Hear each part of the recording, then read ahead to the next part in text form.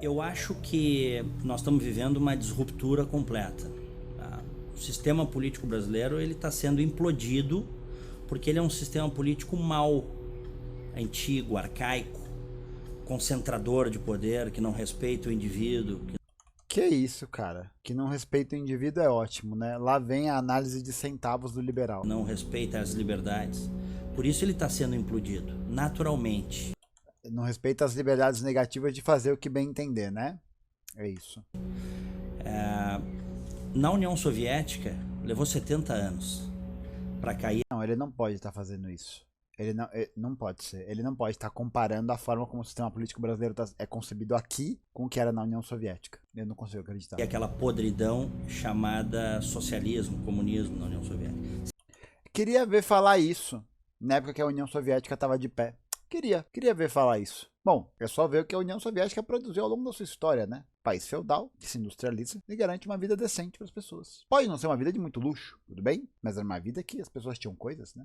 Elas tinham o mínimo para sobreviver. É isso, né? A União Soviética mandou a Laika nos anos 50 para o espaço. O nosso primeiro cachorro aí para o espaço foi outra pessoa, né? E recentemente. Então, é isso aí. É isso aí. 70 anos, caiu de podre. De podre. Exatamente, caiu de podre. Não foi um processo contra-revolucionário dentro do partido, não. Não foi isso, não. Caiu de podre. No início dos anos 90, de podre. Eu lembro que eu já, muito empolgado com leituras políticas, econômicas, eu vi com certa estupefação aquilo, porque as informações que chegavam para nós, era uma época, aquele final dos anos 80, início dos 90, era de que, Exatamente, fonte, eu lembro. É uma música tensa aí. Eles abriram mão da liberdade, mas eles têm acesso a tudo. E quando... Como se a gente tivesse liberdade aqui. Tipo, eu não consigo entender qual que é a lógica por trás da cabeça de um liberal de achar que isso aqui, que o Ocidente é um país livre. Que você pode dizer o que você quiser, que você tem a possibilidade de dizer o que quiser. Depende fundamentalmente a qual classe social você pertence, a qual tipo de alinhamento ideológico que você está. E é claro, né, em um lugar em que existe uma dominância material, uma dominância ideológica de 150 a 200 anos, a tendência realmente é que as pessoas reproduzam o discurso dominante, porque ele é dominante por um motivo, né? Agora, achar que a gente tem liberdade aqui? Não, bicho. É só olhar para todos os movimentos sociais como são criminalizados historicamente no Brasil. De camponeses, da juventude negra, dos comunistas. É só olhar para esses movimentos como eles são criminalizados, sabe? Porra, toda semana no Rio de Janeiro alguém morre, cara. Vítima da polícia. Toda semana alguém é morto pela PM a troco de nada. Nada, velho. Nada. Pô, você vai falar que uma nação que produziu um fenômeno como a chacina da Candelária, do Carandiru, do Jacarezinho, é um país livre? É um país livre pra quem? Sob qual circunstância? Horrível. A liberdade pra quê? Pra destruir mata nativa? Pra matar comunidades originárias? Pra estuprar criança? É isso, né? Pra poder gerar impunidade pros agentes propagadores da dominância da burguesia? Para, velho. A União Soviética caiu de podre. Não teve uma invasão, não teve tsunami, não teve terremoto. Caiu de podre porque o socialismo é podre. Porque o socialismo é ruim. Porque o socialismo, ele... Argumento de milhões. Caiu de podre porque era podre. Parabéns aí, campeão. Parabéns aí, ô jovem.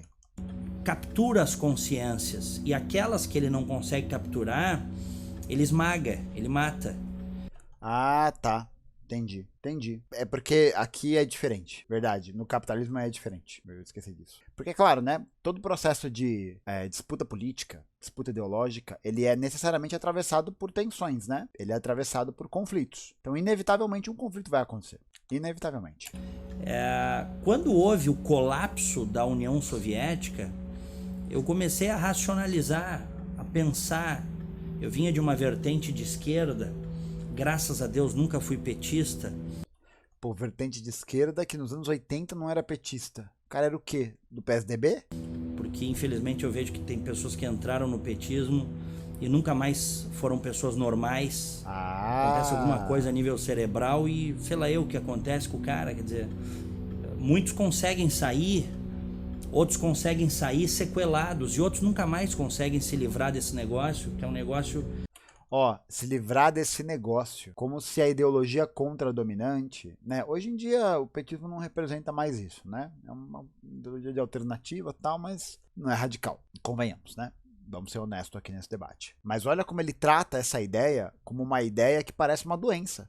A pessoa não consegue se livrar, ou se ela se livra com sequelas. É igual uma doença, velho. É uma doença. Ele tá chamando o petismo de doença. Olha só como disso, olha só a sutileza do discurso que aparece aí, viu? É um negócio que você não nomeia. Não é o Bolsonaro falando vamos fuzilar a petralhada do Acre. Não é isso. É, numa entrelinha de um discurso, soltar essa. Foda, né, mano? Discursivamente é um negócio muito construído, velho. Tá maluco. Emburrecedor. Mas quando começou a acontecer aquilo na União Soviética, começaram a chegar as informações para nós. Quer dizer, o Estado controlador, o Estado que chegou ao ponto de ser o empregador, empregou todo mundo. Todo mundo era funcionário público.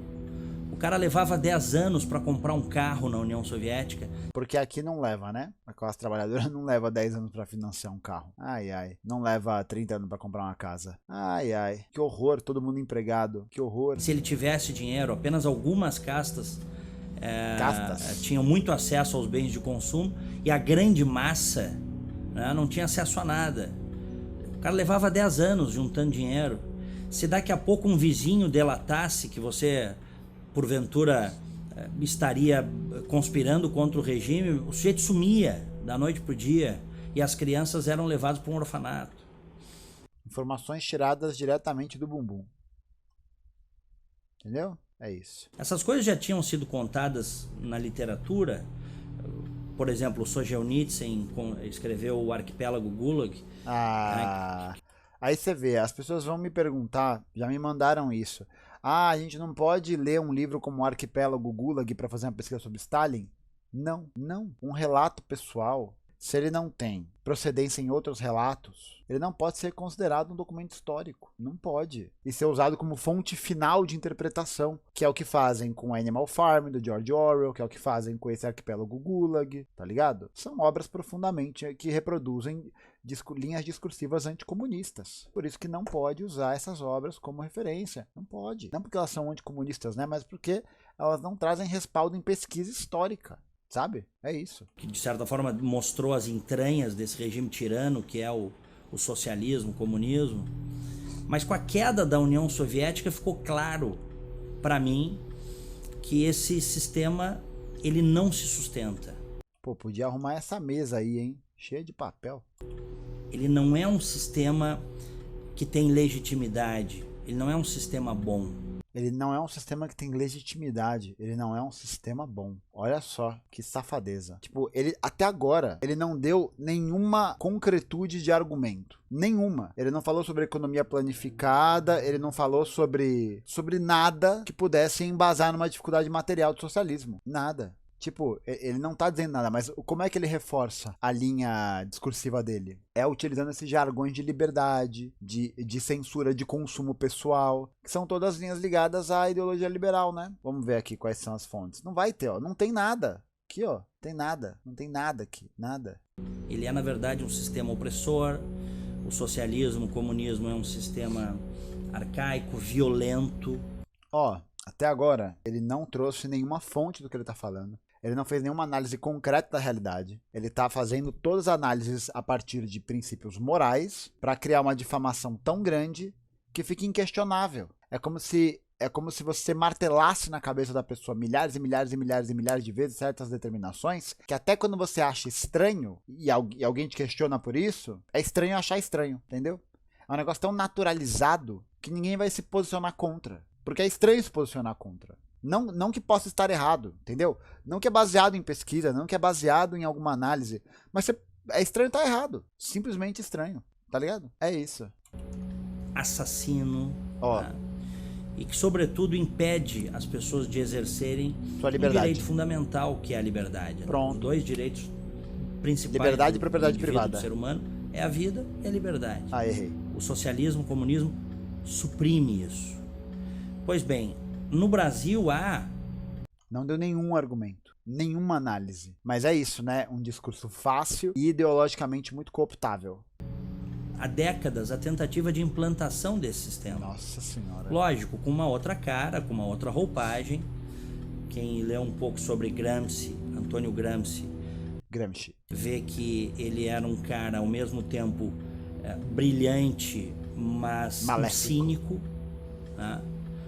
Porque ele vai falar de hegemonia cultural. Aí olha só a jogada, olha a jogada. E aí que tá, né? Ele vai dizer que a dominação do marxismo não está no plano político e econômico, mas está no plano das ideias. E aí tudo isso que ele tá falando, que é negativo, repercute na cabeça do sujeito, de maneira a dizer pro cara que tá ouvindo essa mensagem, que tá ouvindo esse vídeo, e ele entenda essa apreensão como uma apreensão cultural. Se é um negócio cultural, é um negócio que fica muito difícil de se desligar, fica muito difícil de se destituir, porque aí você passa a entender que esse inimigo, ele é invisível, ele não existe, saca? Você pode criar terrorismo ideológico, é isso. Criou metodologias para que o socialismo, o comunismo predomine culturalmente na sociedade, e não aí, por meio das armas, da força. Aí, ó. E há décadas tem grupos que tentam fazer isso no Brasil, implantar isso no Brasil. Aproveitando que nós historicamente temos uma cultura relativista, isso no Brasil é uma coisa histórica. Nós não temos instituições fortes, né, saudáveis. Então, quer dizer, o caldo de cultura, quer dizer, é o caldo, né, perfeito para o surgimento de ideologias totalitárias. E elas vêm vindo. Eu não faço ideia do que seja uma cultura relativista. Não faço ideia. Mas você vê, análises vazias, palavras vazias, mas que todas se encaixam numa simplificação da compreensão da realidade. Porque aí, ideologicamente, você consegue colocar a tua linha. É o mesmo mecanismo que o Zizek vai falar, que o filme do Tubarão usa, é a analogia que ele faz, né? Que a ideologia nazifascista vai usar para poder motivar o seu projeto. É você, dentro de um plano ideológico, centralizar todos os problemas em nome de um determinado processo, de um grupo. Você elimina as análises necessariamente, né, mais complexas e que precisam ser analisadas para você entender a realidade, e aí você joga numa coisa só. É isso. Você joga para uma parada só. Aí a tua compreensão da realidade se torna muito mais simplificada por isso. E aí você pode reproduzir, né? Muito mais fácil. E elas chegaram lá, essa ideologia totalitária chegou no Brasil em 2002 com a eleição do Lula. Mas eu sabia, eu já como um crítico ferrenho do petismo, eu já sabia, da esquerda, do socialismo, comunismo. Caraca, a pessoa botou várias coisas aí na mesma sopa. Eu tinha absoluta certeza que a hora da verdade. Ó, a hora da verdade. A hora da verdade ia chegar. Olha só, dá pra perceber a nuance do discurso? A hora da verdade. Pô, todo mundo quer estar na hora da verdade. Se ligou? Tinha que chegar. Eles eram muito mentirosos. Eles eram muito corruptos. Eles são corruptos. Mesmo num momento lá, no segundo mandato do Lula, em que ele chegou a ter 80% de aprovação, segundo as pesquisas, talvez até fosse menos, mas a gente tem muita manipulação, mas houve um momento... Jogando a semente da desconfiança. Isso que é importante reparar, gente. Nenhuma dessas desconfianças é alimentada diretamente. Há um certo cinismo de um distanciamento ideológico, tá ligado? Porque aí você joga a suspeita. Você joga a incerteza, mas você não assume ela. E aí a dinâmica psíquica vai fazer com que o sujeito apreenda essa ideia e concorde com ela, porque essa ideia é a própria materialidade do que ele acha, né? Momento em que mesmo pessoas que eu conhecia, pessoas boas, honestas, corretas... pessoas boas, honestas e corretas vão aderir a essa ideia. Elas foram corrompidas, porque o PT é corrupto. Em determinado momento chegaram para mim e disseram: não, o homem é bom, o homem tá fazendo a coisa certa. Cara, eu tinha fé que ia cair a máscara. Pessoas corruptas, pessoas que não acreditam na liberdade, nunca podem estar fazendo a coisa certa. O cara não deu nenhuma análise concreta até agora. Nenhuma. É só teoria da conspiração. Só pânico moral. Só pânico. E a hora chegou. E quando é que essa hora chegou? E por isso que nós estamos vivendo a implosão do sistema político brasileiro que nós conhecemos, da chamada Nova República, a partir dos anos 80. Um sistema multipartidário? Chegou com a Lava Jato. A Lava Jato, a Operação Lava Jato, é o grande fator de desequilíbrio deste jogo. Operação Lava Jato. Porque a Lava Jato, a partir de um juiz lá, de uma vara federal de Curitiba, junto com um grupo de procuradores federais, homens honrados, honestos, engajados junto com policiais militares. E olha só, dá pra ver aí, homens bons, ponto de desequilíbrio, é lavajatismo, puro. Policiais federais, eles começaram a investigar um lance pequeno de lavagem de dinheiro e pegaram o cordão do roubo da Petrobras. E aí nós descobrimos que aqueles socialistas, né, que tinham chegado lá. Aliás, vale aqui dizer também que o Sérgio Moro se gaba pela Lava Jato ter recuperado 6 bilhões de reais. Quando a Operação Lava Jato é deflagrada, todas as obras de construção civil do Brasil, que envolviam infraestrutura, plataformas de petróleo, estações de tratamento, refinarias, etc, são paralisadas. O desemprego aumenta de maneira vertical e você para de ter investimento. Uma das gêneses da crise brasileira é a Lava Jato. A Lava Jato destruiu o Brasil. 4 milhões de empregos perdidos por causa disso. É lawfare total, cara. Desestabilização interna. E vale aqui dizer que tem interferência, tem dedinho do grande irmão, lá do norte. Tem, hein? Óbvio que tem. E nisso não há dúvida. Daqui a 50 anos, quando abrirem os arquivos, vai aparecer. Da mesma forma como apareceu a intervenção de lá nas ditaduras aqui. Da mesma forma. Vendendo a imagem de que estavam lá para fazer o bem do povo, na verdade era uma cambada de bandidos, assaltantes, né? Bandidos moral. De colarinho branco. Tudo moralizador. A Lava Jato tem este papel fundamental de causar a implosão do sistema político que nós conhecemos. 2013, quando o povo começou a ir às ruas, incitado num primeiro momento pela esquerda ligada ao PSOL, isso aqui é curioso. Esquerda ligada ao PSOL? Aonde que o MPL era próximo do PSOL? Nada a ver. Mas você vê, foda-se, não interessa se é verdade ou não. Não importa. O que importa é você fabricar a verdade. Isso é importante. E eles fazem isso muito bem. Aquilo foi um início, quer dizer, estes movimentos de esquerda, de extrema esquerda, barulhentos, agressivos, eles tiveram um papel lá no início, quando eles iam para as ruas lutar por passagem de graça, né? Porque essa foi a ideia inicial lá em 2013, né? Lutar pelo transporte público e gratuito. Mas fugiu o controle. As pessoas começaram a ir para as ruas. O movimento foi cooptado pela direita, né? É isso. O movimento foi cooptado pela direita. E é um negócio que eu sempre afirmo. A direita conseguiu cooptar 2013 porque estava ideológica e materialmente preparada para assim fazê-lo. Porque a história é composta de janelas de oportunidade. E é bom que nós estejamos preparados para abrir as nossas janelas. Porque a galera de lá vai abrir. E se a gente não abrir, a gente tá fudido. Mas depende da gente. Com os cartazes, com as mais variadas demandas possíveis e imagináveis. Mas em essência, ao contrário do que muitos opinadores de esquerda disseram na época, o povo tá indo pra rua para pedir mais Estado. Mentira. O povo foi às ruas, foi um início, para pedir Estado, não é mais Estado. Hoje a gente não tem polícia, hoje a gente não tem saúde, hoje a gente não tem educação decentes, mas o Estado é gigante. Esse Estado que tá aí não nos interessa.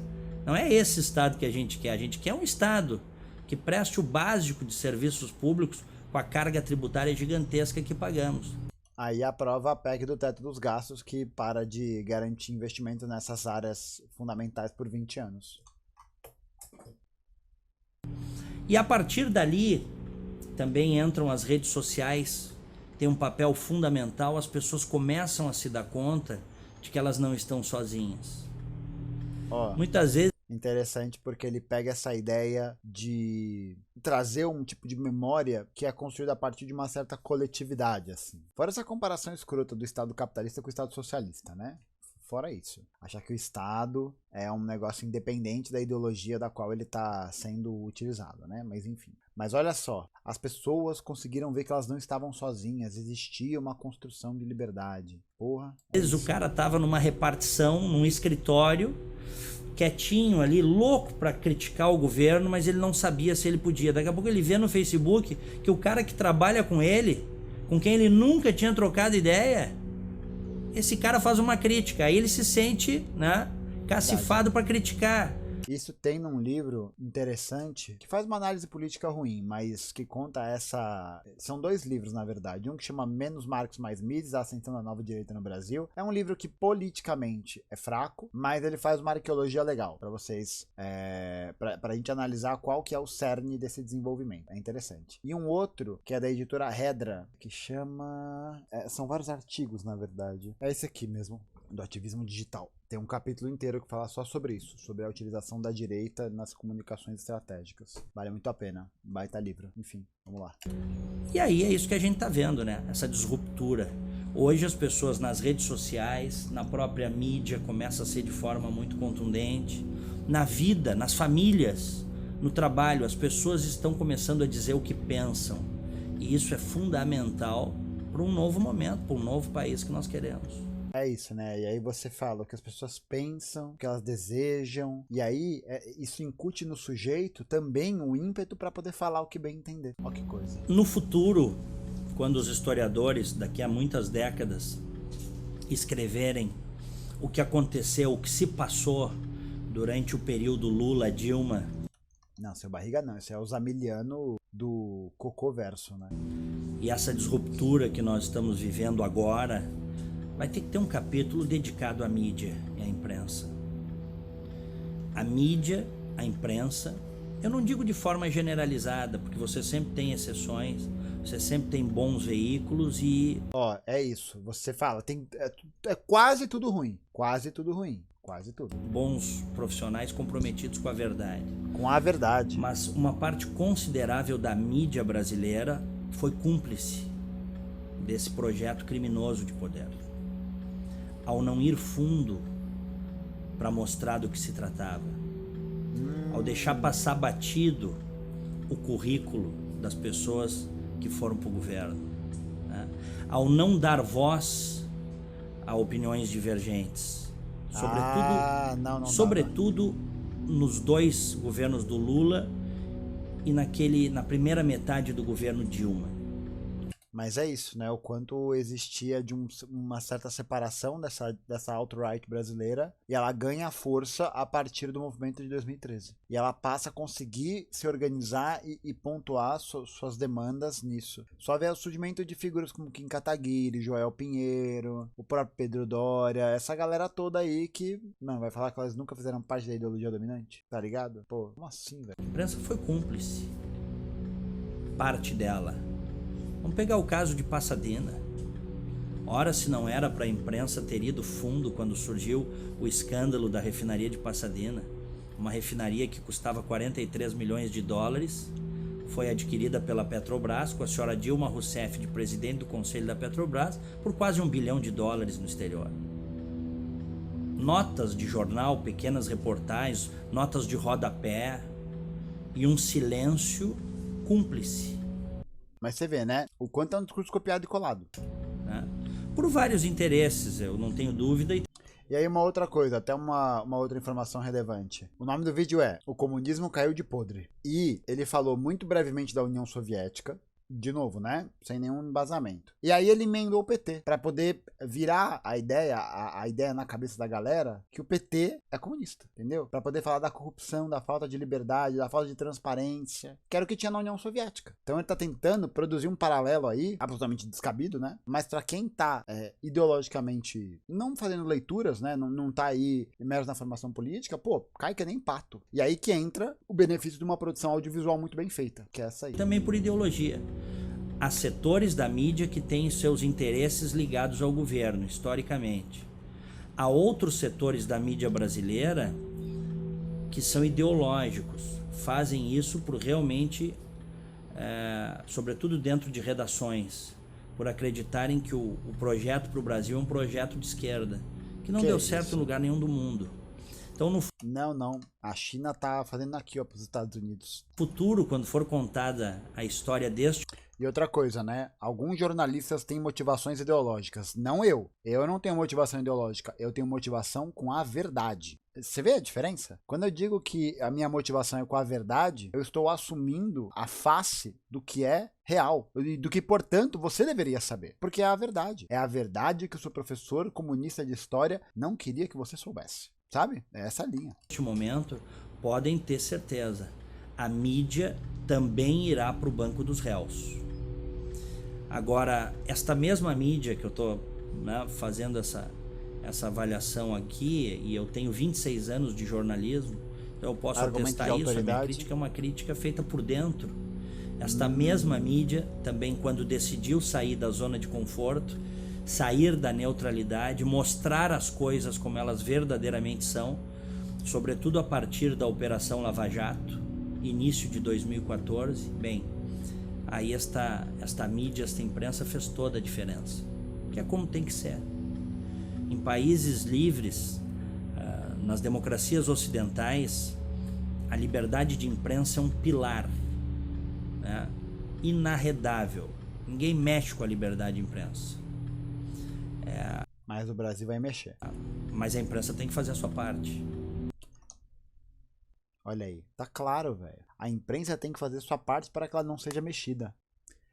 Mas aí você vai perguntar da liberdade de imprensa do Assange, por exemplo? Aí não tem. Aí não, ele é só um terrorista maluco. A imprensa tem que ser investigativa, a imprensa tem que dar espaço para as opiniões variadas. E o que a gente viu nas últimas décadas, infelizmente, no Brasil, foi um predomínio, né, do pensamento de esquerda. Nossa, em qual imprensa, velho? Tipo, é isso. A Globo, a Record, a Band, a Rede TV, que são os grandes meios de comunicação, das rádios, foi a esquerda dominante? Para, velho. Mas é isso, né? Olha aí como é que opera essa lógica de dizer que não, há uma imprensa imparcial, uma imprensa que pode produzir uma verdade. E aí ele se produz a narrativa de que a imprensa brasileira é de esquerda. Maquê, pelo amor de Deus. Dentro da mídia, dentro das redações, no rádio, na TV, no jornal. Isso foi muito nocivo para o país. Isso foi muito nocivo para a sociedade brasileira. Em qualquer lugar civilizado do mundo, você tem pelo menos duas correntes de pensamento, né? Você tem a esquerda e você tem os conservadores. Varia de acordo, evidentemente, com as idiosincrasias regionais, mas em regra é isso. No Brasil houve um momento, sobretudo, né, nesses últimos 15 anos, diria até um pouco mais, porque se a gente pegar Fernando Henrique Cardoso, ele também é um homem de esquerda, né? Nossa, que isso. Com posições modernas em algumas áreas, mas posições absolutamente retrógradas em outras áreas. E aí não fala quais áreas. Se a gente parar para pensar, nós temos aí um predomínio de quase 25 anos da esquerda no governo brasileiro, um quarto de século no poder. Nós temos a doutrinação em sala de aula, olha aí, que gerou militantes nas faculdades de jornalismo.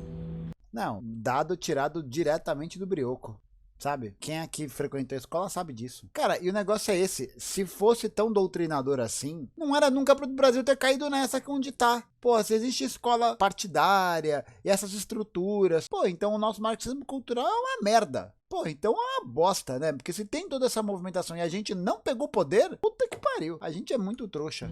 Nas faculdades de ciências humanas, e depois estes militantes políticos, esse pessoal de esquerda, acabou indo para as redações, acabou indo para ONGs, voltou a dar aula em universidades, fazendo a cabeça da juventude. Eu, por exemplo, nunca fui... Mas olha só que interessante, né? Como existe uma linha argumentativa que vai nessa coisa do corromper a juventude, sabe? Corrupção das estruturas que existiam antes e que funcionavam e que eram maravilhosas, tá ligado? Apresentado a nada que não fosse de esquerda dentro da faculdade. De onde isso? Eu fui descobrir... Pô, eu fui fazer... Eu e o Pedonese que entrou aí, nós fizemos história juntos na FEFELESH e não tinha uma matéria sobre marxismo na FEFELESH inteira. Na história, no curso de história. Teve uma matéria... Pra não falar que não teve nada, tiveram duas matérias que falavam abertamente de marxismo. Era a Teoria da História, 1 e 2, e alguns professores de História Contemporânea. Só. Mais nada. Você vai olhar Universidade Federal, Tradição Historiográfica, mesma coisa. Você vai olhar Pedagogia, Faculdade de Educação, mesma coisa. Vai olhar Arquitetura, mesma coisa. Isso não existe, cara. Isso não existe. Mas você não precisa, isso não precisa ser verdade, né? Você tem que fabricar uma verdade. Descobri que havia, por exemplo, um Edmund Burke, um Olavo de Carvalho. Nossa, comparar o Edmund Burke com o Olavo de Carvalho. Nossa, o Edmund Burke acabou de se perguntar, meu Deus, o que foi que eu fiz? Mas você vê, né? Pegando os heróis e comparando com outros heróis. Tá maluco. Um Luiz Felipe Pondé, que é um Nossa. fenômeno mais recente, um sujeito interessantíssimo, e outros tantos, fora da faculdade. Claro, porque eles são ruins. Porque eles não são reconhecidos pelos pares acadêmicos. Não porque eles não têm ideologia, mas porque o que eles produzem de teoria é uma merda. Até com exceção do Burke, né? Que é um cara bem conceituado, no pensamento conservador, blá blá blá. Mas, porra, o Olavo, o Pondé, o Marco Antônio Vieira, essa galera toda tá fora dos debates do círculo acadêmico, tem um motivo pra isso. Porque é impossível todos os professores de universidade, do meio acadêmico, serem comunistas. É impossível. Impossível. Quem frequenta uma faculdade, especialmente pública, sabe disso. Sabe muito bem disso. Se os caras não estão inseridos no debate, é porque talvez o debate que eles proponham seja ruim, entendeu? Talvez seja isso. A faculdade brasileira, a universidade brasileira, ela infelizmente, como ela está constituída nas últimas décadas, ela existe para formar militância, principalmente na área de humanas. Nossa. Para formar militância de esquerda. A universidade brasileira, ela está na linha do não pensar. É proibido a contraposição de ideias.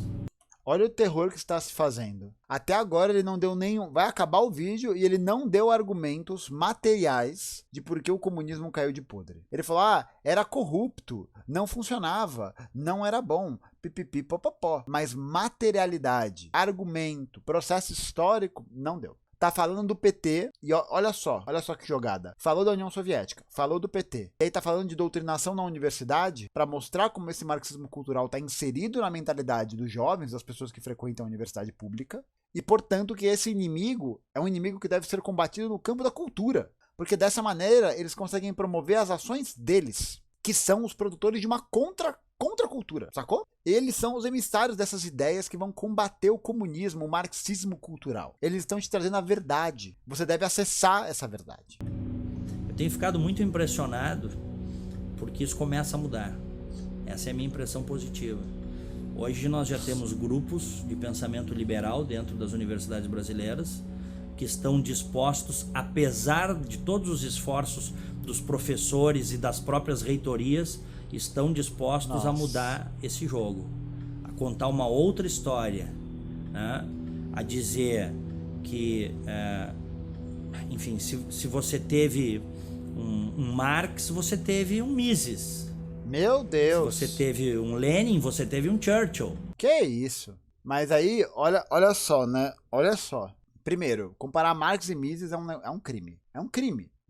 Porque Mises em nenhum momento consegue refutar Marx. Nenhum momento. Porque o Mises não faz um estudo da economia enquanto prática política, enquanto matéria. Mises faz um estudo da economia a partir da subjetividade, a partir da ideia do preço, da demanda, não sei o quê, que são ideias idealistas. São ideias que não partem da materialidade de como os processos históricos desenvolvem a economia. É um estudo baseado em nada. E comparar o Lenin com o Churchill, um dos caras é um libertador de povos, o outro é um colonizador de povos. O que ele está fazendo? Pegando duas figuras importantes de referência, colocando no mesmo patamar, para poder dizer que, não existe essa garantia de um outro lado. Mas ele não fala a qual lado esses caras estão servindo. Qual que é o projeto político em que o Lenin estava envolvido? Qual que era o projeto político que o Churchill estava envolvido? Isso, no final das contas, gente, faz toda a diferença, né? Faz toda a diferença você abraçar qual lado da história você tá. Por isso que é importante que a gente tome partido das coisas, da radicalidade das coisas. Porque se a gente não toma, alguém vai tomar pela gente.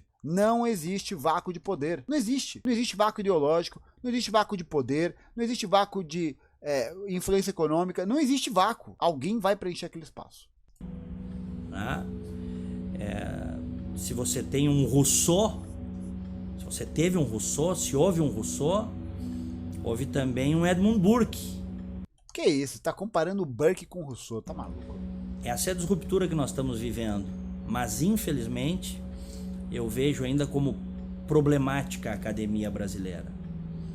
As universidades brasileiras, elas são excludentes e elas, sobretudo na área de humanas, elas cerceiam o livre pensar. Isso é muito ruim para o país.